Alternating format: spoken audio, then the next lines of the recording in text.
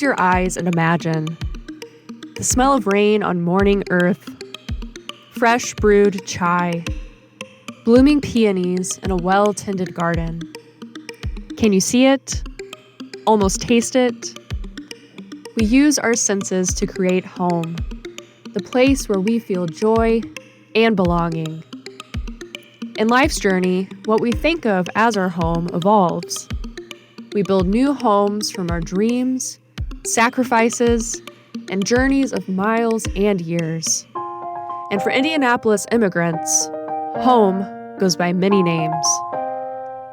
I'm Erica Irish, and in this podcast by the Indianapolis Public Library, we're learning what home means to Indy's immigrant community.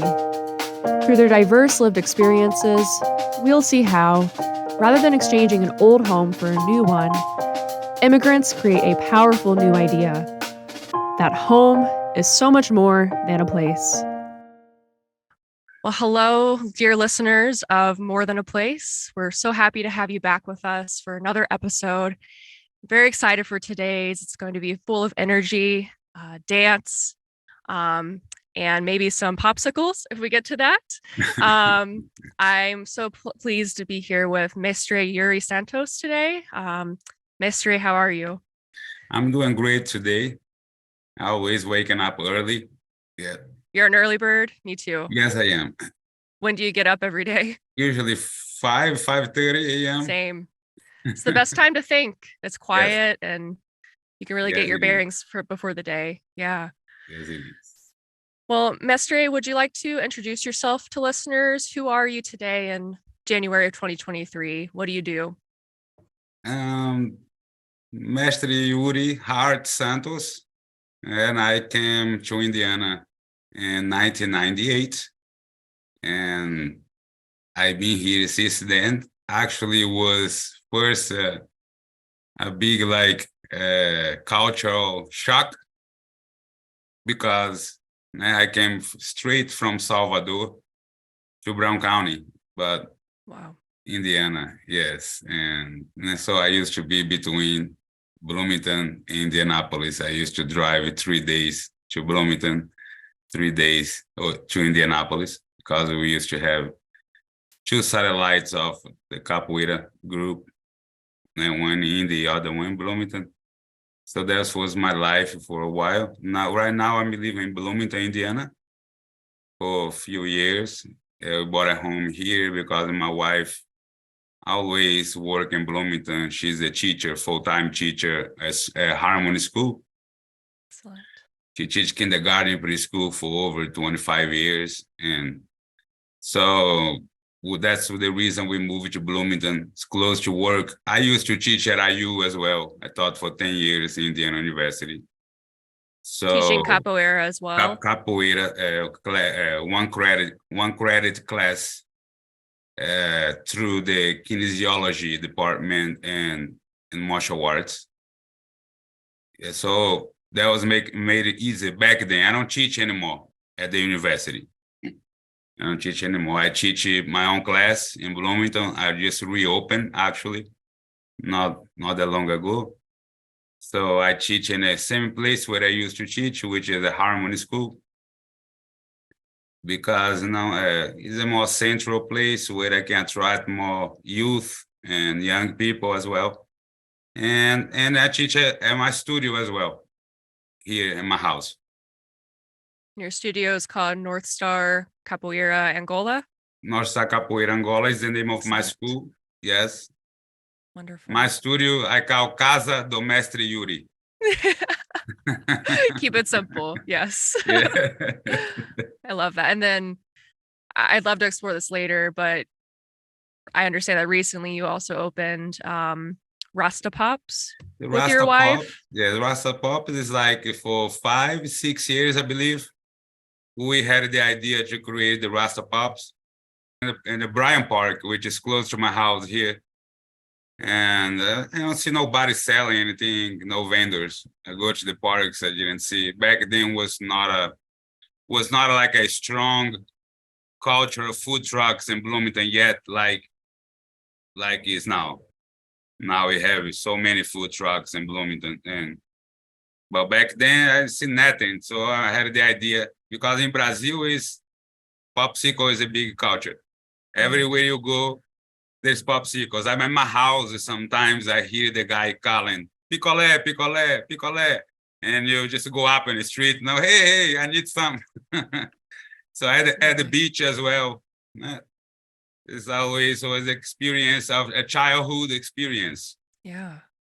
So I had that idea, and also because I want to work for myself. I done everything in the United States. I work in everything from working in the kitchen of Burger King to a big hotel, in Brown County, Indiana. From a sportplex in Indianapolis, washing bathrooms and everything. Yeah. From teaching classes at IUPY and at IU. I taught also a 3-credit class at IUPY. For a while, I taught for 4 years, I believe, for the African American and African diaspora studies. What was the course about? The course was called Learning African Brazilian History Culture through the lens of the unique art of Capoeira Angola. Excellent. So you have many different perspectives. Yes. You worked retail, service, academia, of course, arts with Capoeira. I'd love to go back because Capoeira is really the form that's followed you throughout your whole life since age 14, I read. How were you first introduced to Capoeira? Yeah. I was introduced to Capoeira through my grandpa and my teacher, the person that really guided me through the Capoeira. I call university, because it is a kind of university, especially Capoeira Angola, is something more profound, something deeper, I believe, because we try to always be connect with our ancestors. We believe that every time we do Capoeira, we sing, we are reinforcing this connection. And most of the Capoeira schools that are called not like traditional, not really traditional, but that has like a connection with the past of Capoeira Angola traditions. It's like we have a lineage. We keep that connection from one mestre that taught this other mestre and came to this mestre, and now I'm teaching the Americans as well. So it's a tradition that we like to keep it that way. Yeah. And keep that alive. And sometimes when you do Capoeira, you feel in trance. Last Saturday, I invited a friend of mine from Brazil, Daniel. He's from Pernambuco, and he never done Capoeira. And he came here, he did a music. No, just come to a music class. You don't have to do Capoeira. You don't have to move. You don't have to do anything. Just come to a music class. And I felt I was in a trance. Like I say, interesting. Yes. What do you think creates that feeling when performing Capoeira? Because it's Capoeira has been carried through slavery. It came from like Mestre Pastinha, who taught Mestre João Pequeno, that's behind me. Mestre João Pequeno, that taught my teacher, and learned from an African person. He used to say that Capoeira come from Ningolo, the game of the zebras in Africa, in Angola. And everybody back then, 1910, 1920s, 1930s, used to say Mestre Pastinha is crazy. What he's talking about. Capoeira is from the Recôncavo Baiano. Recôncavo is the area in Bahia, which was concentrated a lot of the slave farms and a lot of the sugarcane plantations. and which my grandpa is from this area, actually. So, but then today, younger masters, they went to Africa, and they actually found in the Ngolo.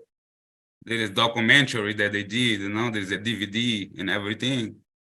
And all those forms of martial arts, those forms of dance that they have in Africa, that is very similar to capoeira. Mm. And Ngolo itself was there.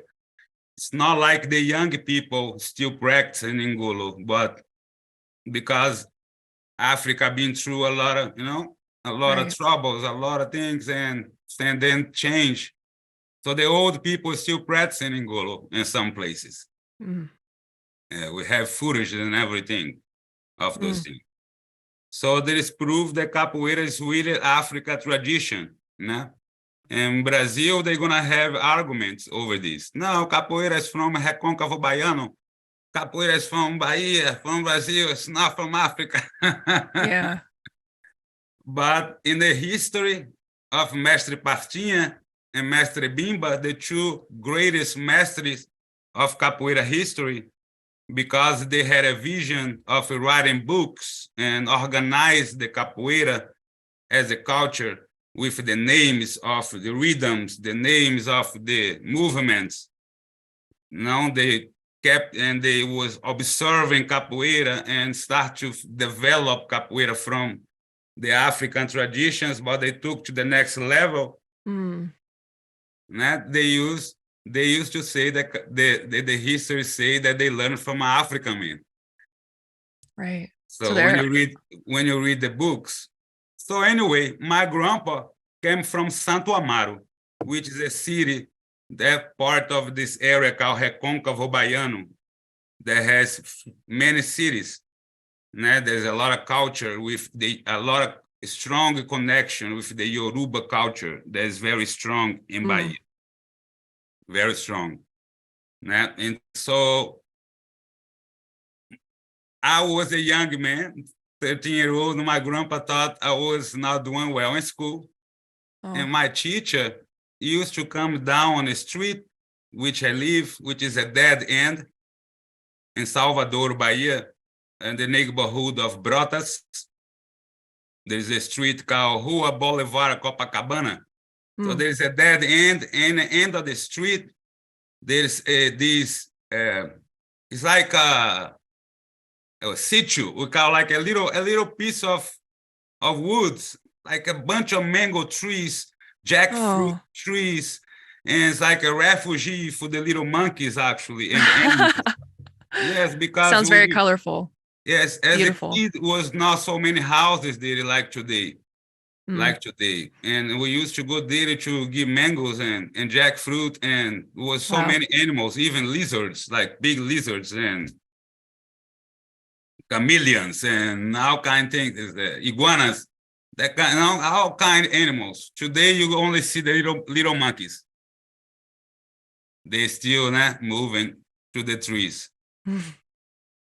And there is a lot of fruit still. I was there this year, actually. So in the end of the neighborhood, the street, this land was owned by my teacher's grandma, which was like we call a quilombo, a small quilombo. Quilombo is like a free African descendants village or area. People that after slavery, they own land. For example, I see. And they keep in their land. So that land was a kind of little refugee in the middle of Salvador. And my grandpa, my teacher decided to work. My teacher decided to work on the land, and decided to start teaching capoeira there. And a lot of kids from the poor neighborhoods around, they start to come to learn capoeira, which was like about 40, 50 kids. Wow. And yes. And you would practice outdoors? Outdoors, because he was trying to build a space. Right. But when I got there, we had no roof yet. Yeah.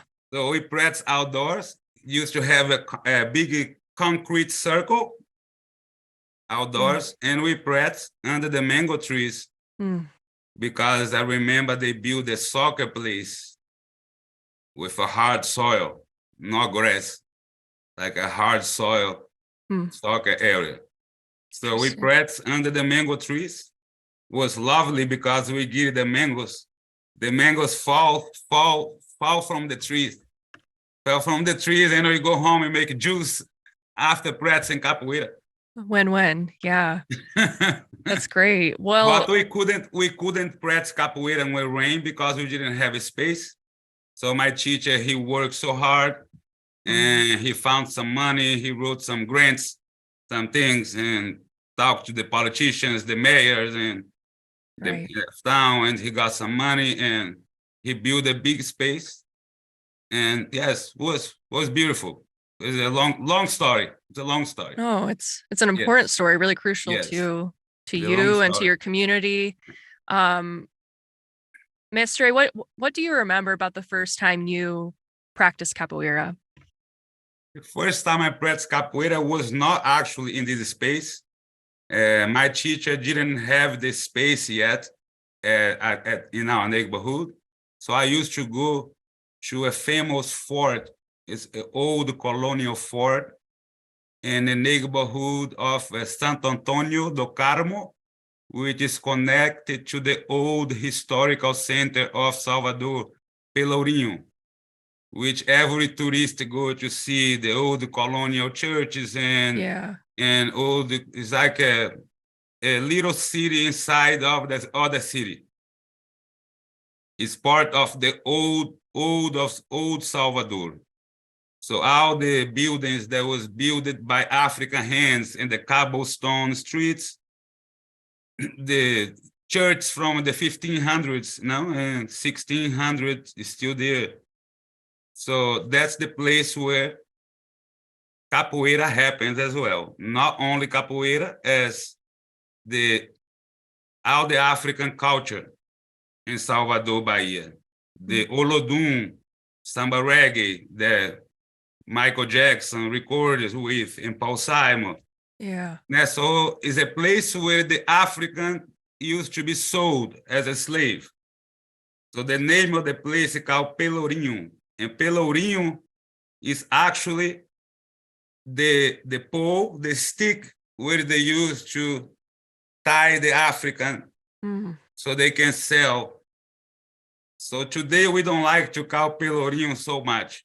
We call Centro Histórico, historical center. But there's Capoeira Angola group. There's a Capoeira Angola group that is very famous and did a lot for the development of Capoeira Angola culture in Bahia, in Brazil.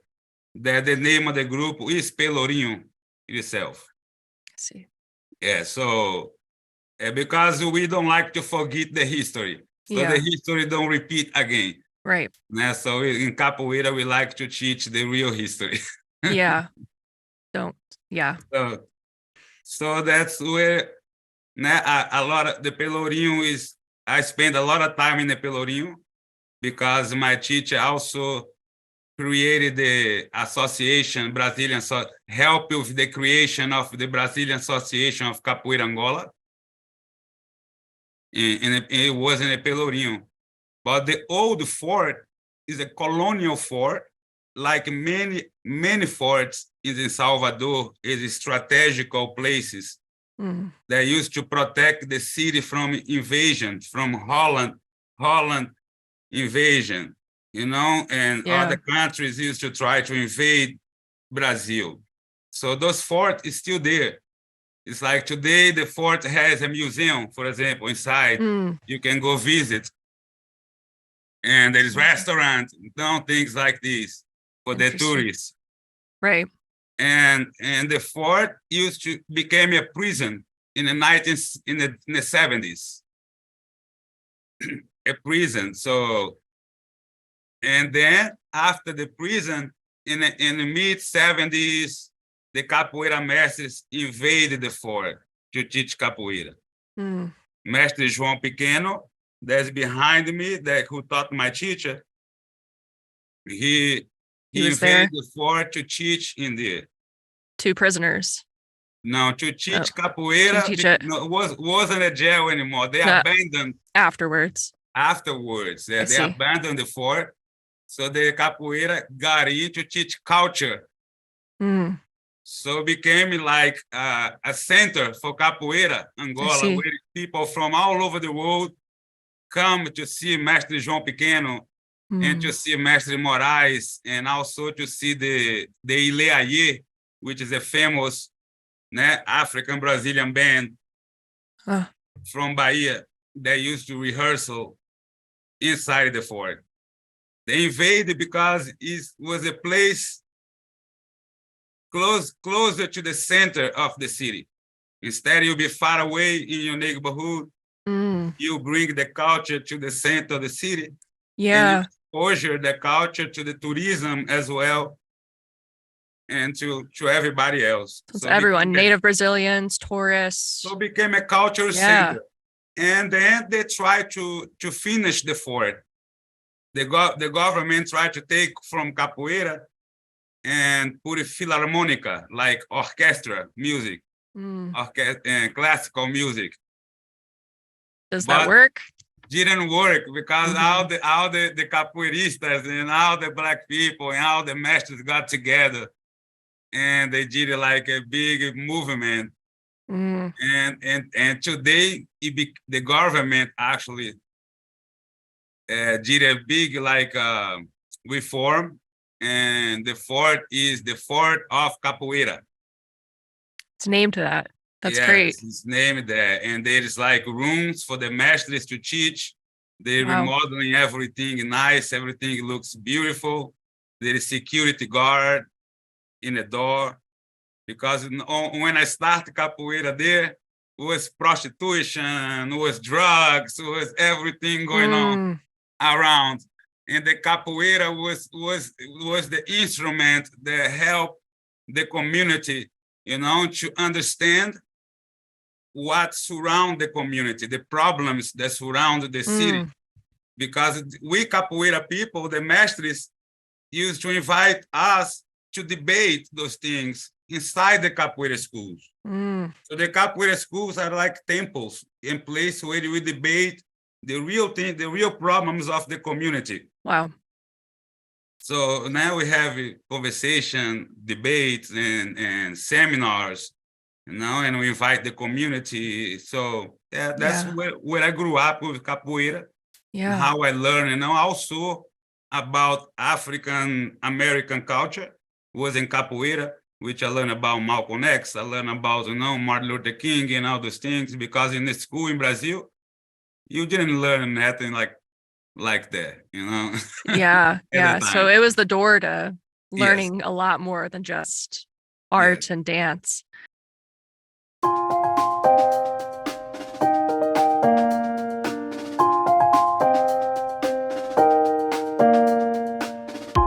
More Than a Place is made possible by the Indianapolis Foundation Library Fund through a grant to the Indianapolis Public Library Foundation.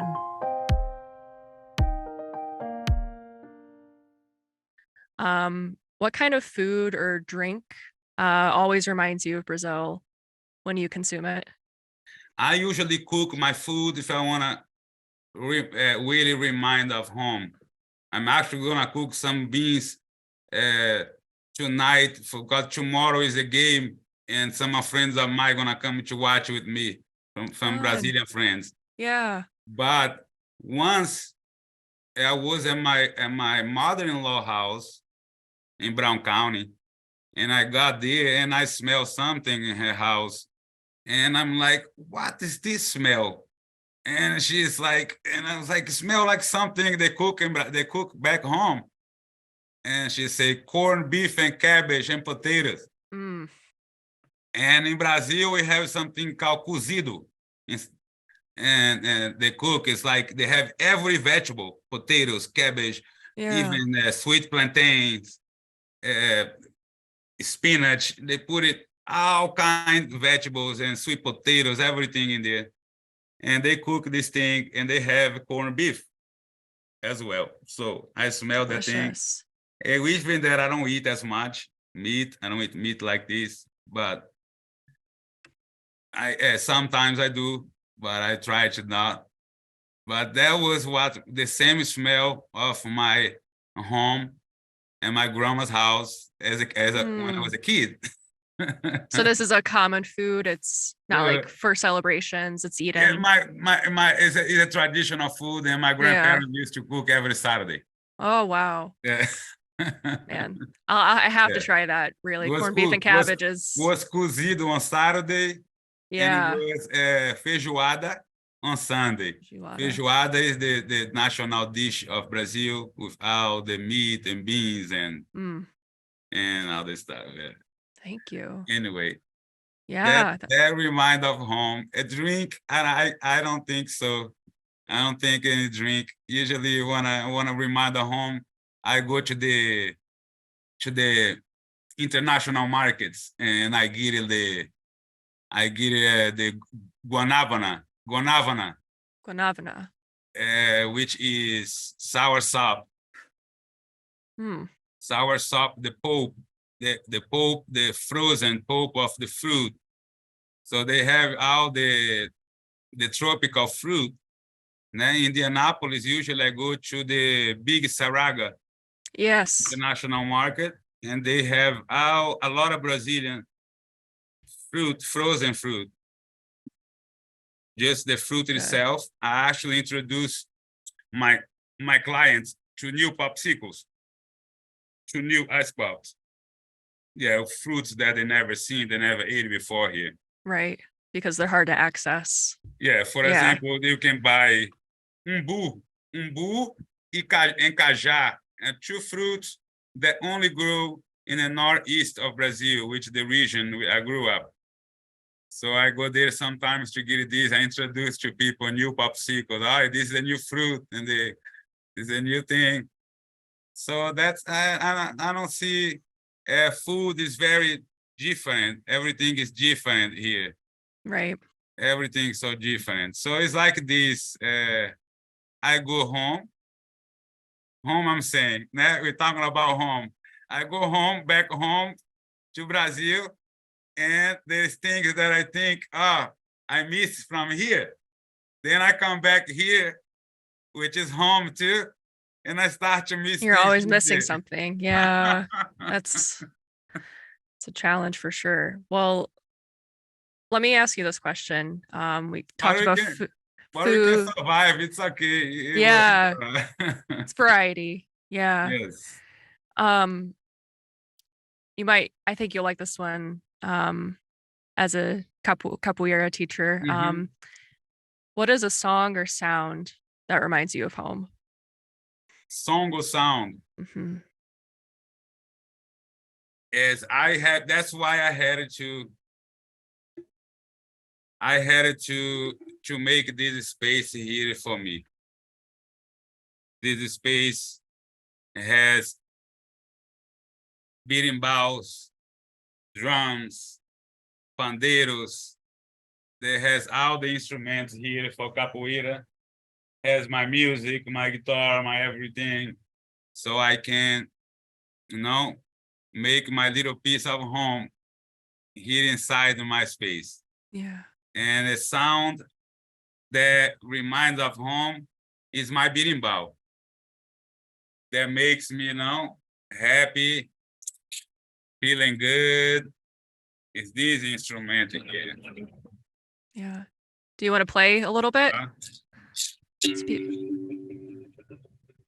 But the berimbau is my instrument also, not only for capoeira, but an instrument of meditation too, because you can take the berimbau to the woods. It's an instrument of one string. Yeah. And music is always hitting me. Brazilian music is everywhere. I turn the radio on. I like to listen to WFHB and the local radio. I like to listen. So I turn on. They play Brazilian music right in the morning. Sometimes, yes. That's good. So I'm driving. I'm listening to Brazilian music. I'm listening to those things. That's what reminds me. No, I don't. There's not a lot of sound here and things that remind of home. Yeah. Even like places too, it's hard to find a place. It's so different. Everything is Yes. so different. The smell, the one Absolutely. I got here and I smell like, man, it smells different. No, in Brown County was a different smell. No? Yeah. Smells like the woods. Yes, yes. Yeah.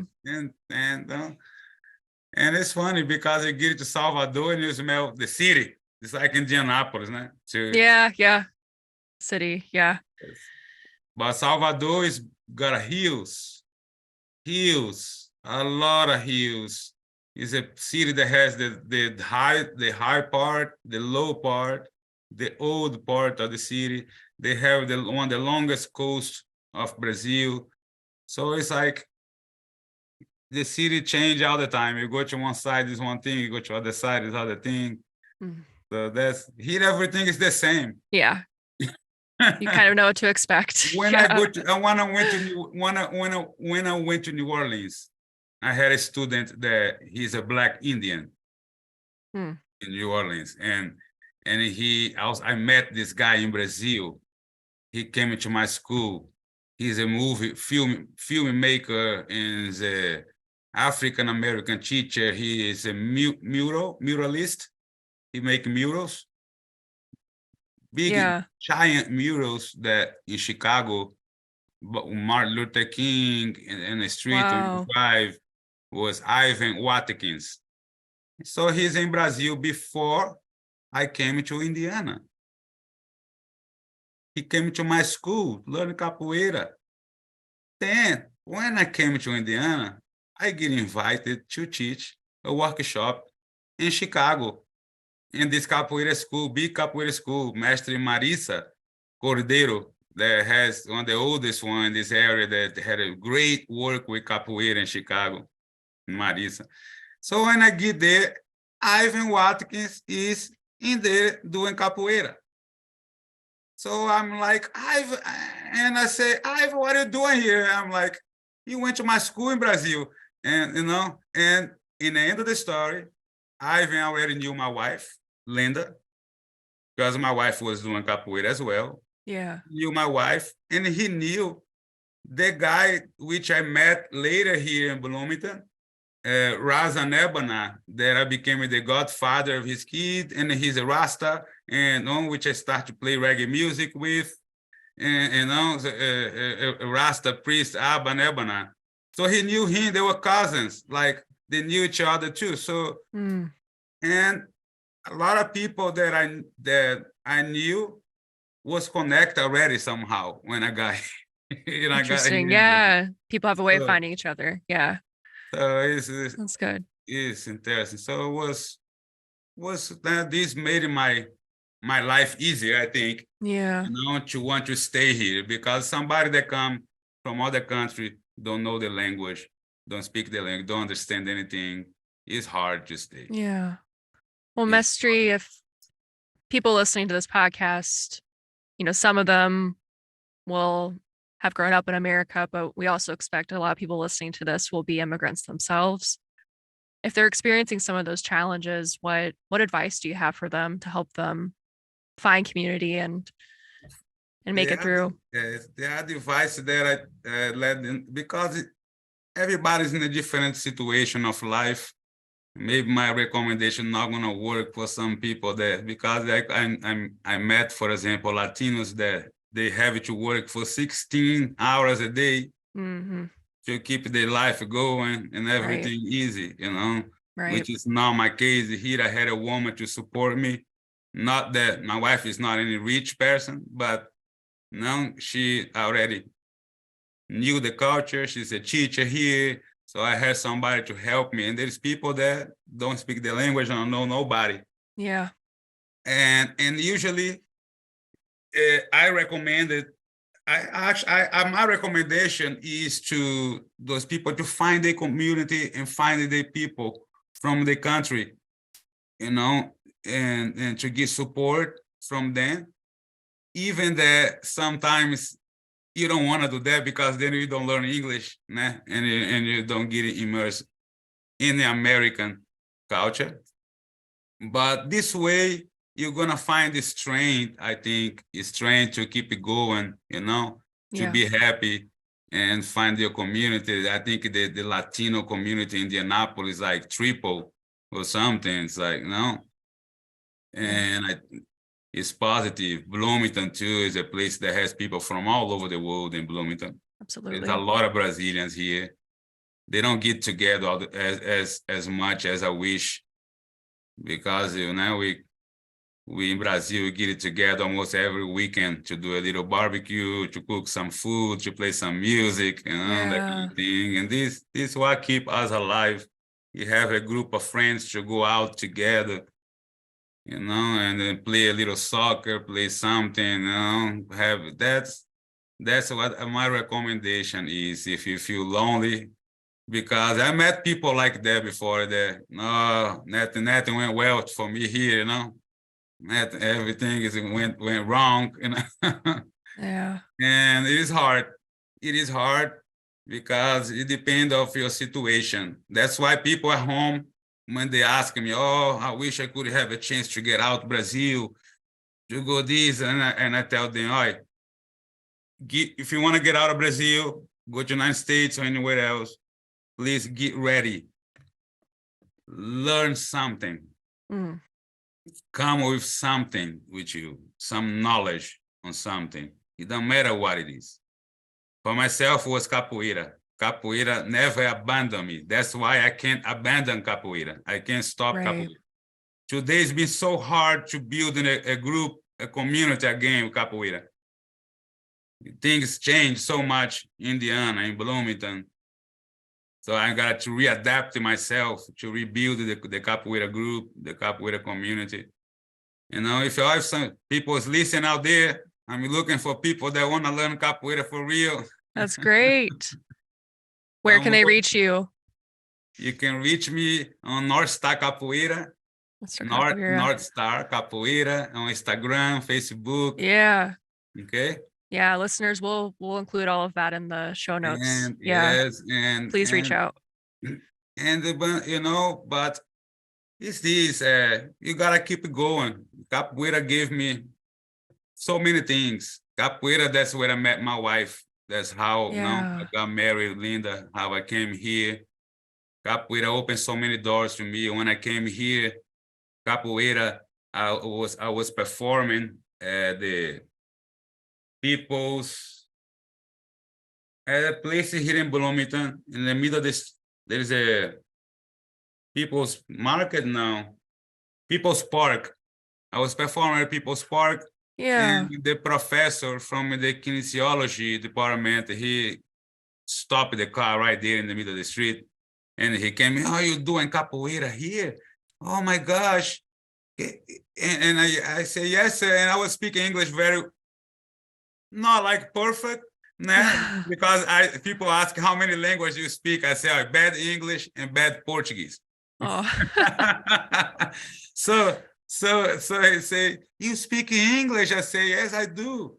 Oh my gosh, do you want to, Dr. Donald Byrne? Yeah, do you want to, you need to come for a meeting, because the last teacher, he couldn't speak English. He couldn't teach at IU. And then I came to a meeting and he asked me to write a syllabus, if I could write a syllabus. And I say, "Cool, can you show me?" And he showed me, and I had a meeting. "Do you want to teach here?" And he asked me my background. I gave him my resume because I already had a graduation in capoeira before I came into the States. I was under master level. So I got there, I showed him, and I wrote a syllabus. My students was also, a lot of my students, they come from the university. So hey, show me your syllabus. I want to know this thing. Let me show, help me out, please. So I wrote a syllabus, and I taught for 10 years there with the help of my students, of course. Yeah. And I taught for 10 years there. Then I left because I need to support my family better, and that job don't pay well. No. Anyway. So you're saying, but it was a great experience in my life. Right. I love it, opened so many doors for me. In Indianapolis, same thing. I was doing a lecture. I was a lecture about African Brazilian history. And the professor, Naja Modibo from IUPY, and he invited me for a meeting at the African American and African diaspora. He said, what you say about Brazilian history is amazing. You need to come talk to us.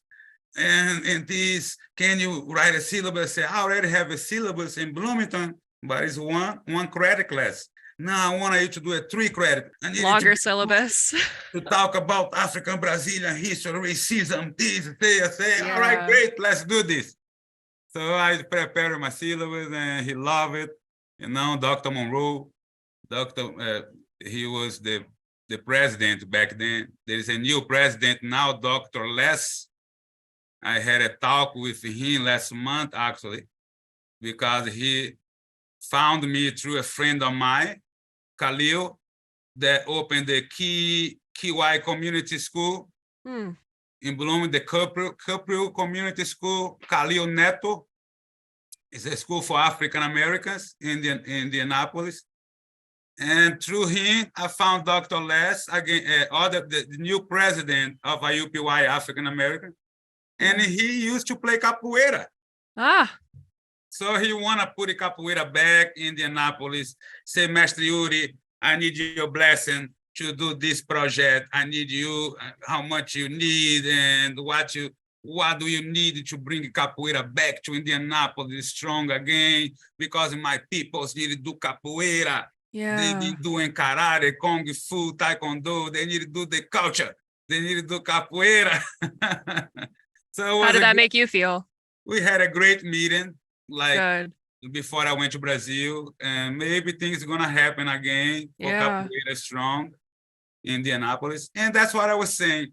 Back to the subject, you need to know something like capoeira. You need to know, skills.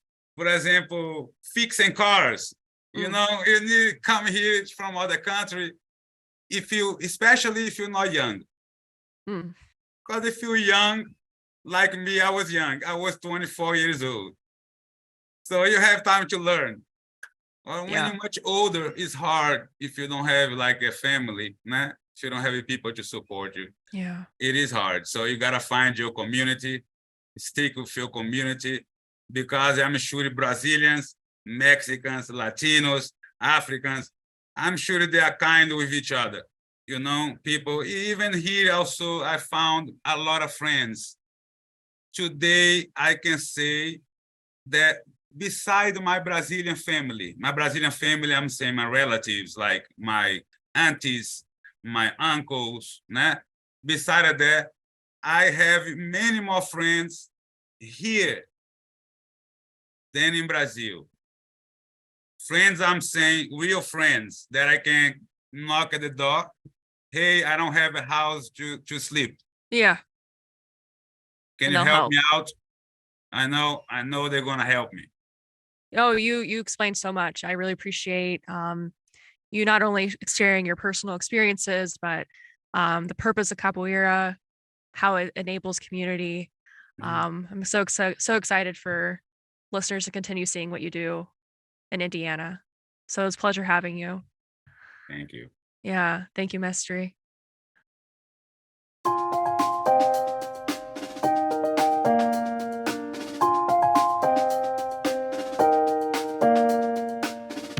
Hi, everyone. It's Erica, and you're listening to More Than a Place, a podcast by the Indianapolis Public Library, produced in partnership with Kendall Antron of the Made in Indy podcast. We couldn't tell the unforgettable stories of our community without your support. Thank you for spending your valuable time with us. To learn more about Indy immigrant leaders like Mestre Iuri, visit IndyPL.org/morethan-a-place. Thanks for listening.